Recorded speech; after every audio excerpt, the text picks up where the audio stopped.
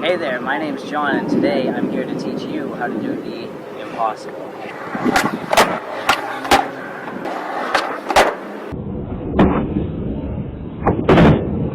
So before you start doing this trick, the only thing you really need to know how to do is ollie. That's about it.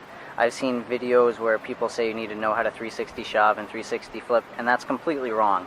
And the reason for that is muscle memory. In fact, if you know how to do those tricks, it can make it harder to learn the impossible. And it's not because you're a bad skater, but it's because the movements you use for those two tricks compared to the impossible are completely different. So if you know how to do those, that's great, good for you, but it's not going to help you.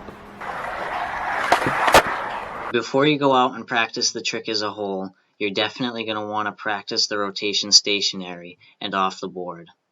The benefit to this is that you'll get the feel for how the board is going to rotate, and you'll begin developing the muscle memory required for the trick. So the next thing you're going to need to know how to do is where to put your feet, and remember, foot positioning is very important for this trick, so pay attention. Your back foot can really only go in one spot, and that's with your big toe right in the pocket here. You can rotate your foot around your big toe if you want to change the angle, make it more comfortable, but make sure you keep your big toe there. If you move it out of the pocket, it's not going to work. Your front foot, you have a lot more flexibility with. You can put your front foot back here where you do a kick flip, or you do it up here. Wherever you do it, it can go from back here all the way to up here. So anywhere along here, as long as your heel's hanging off, obviously. And basically, you want to be mindful, though, that wherever you put your front foot is going to determine how the board's going to rotate. How I recommend doing it, and this is how I do it myself, is putting your foot somewhere between those two. I put my foot right on the front bolts here, or sometimes it's just under. It's not the same every time, but that's going to allow you to pop the board and utilize pressure at the same time. So once you have your feet in the right spot, basically what you're going to want to do is push straight down. It's not a scooping motion. It's not like the 360 shove, getting back to the muscle memory. It's not a scooping motion. You want to push straight down, and at the same time your front foot's going to come off. And it's hard to think about what I'm about to say, but this is what the board does. When you push straight down, the board's going to tip kind of sideways, and as your foot comes off, that pressure, the force being removed there, is going to cause the board to come up like this, which gives you the opportunity to actually scoop it and do that circle rotation that you practiced before. So again, push straight down, don't scoop it. Do not scoop it, and don't try and do kick flips because you're going to ruin it. So push straight down, front foot comes off, and the board's going to come up like this. Then you're going to pull it, that's when you scoop.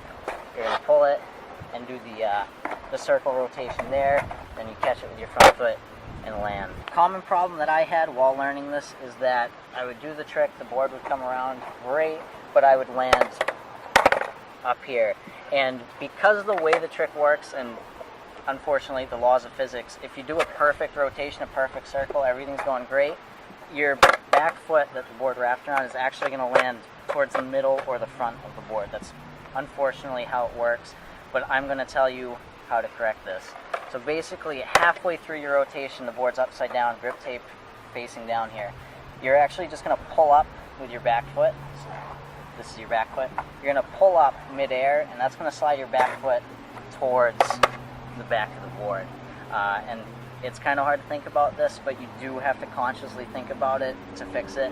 After a while, you'll get used to it, and you'll develop the muscle memory, but you want to learn that, and it's going to prevent you from landing up here, and you'll land closer to the back. It's pretty hard to get a good vertical-ish rotation and land bolts. You'll get it eventually, but if you pull your foot up slightly midair, it's going to change the rotation of the board enough where you'll land further towards the back and you won't land on the nose and fall over. So now all you need to do is go out and practice, and that's exactly what you need to do, is go out and practice a lot. You're not going to land it within 5 minutes of watching this. You're definitely not going to land it tomorrow, and you probably won't land it within a couple months even. You'll be lucky if you do. It took me almost a year, a whole year. That's a long time to focus on one trick. It took me that long for it to actually click, where I was like, you know, I think I got it. And I still mess up on them all the time. So go out and practice, don't get frustrated, and just keep working at it. If it seems like you're not making progress, I promise you, you are. it takes a while to develop the skills to do it. So get out there and practice, and good luck.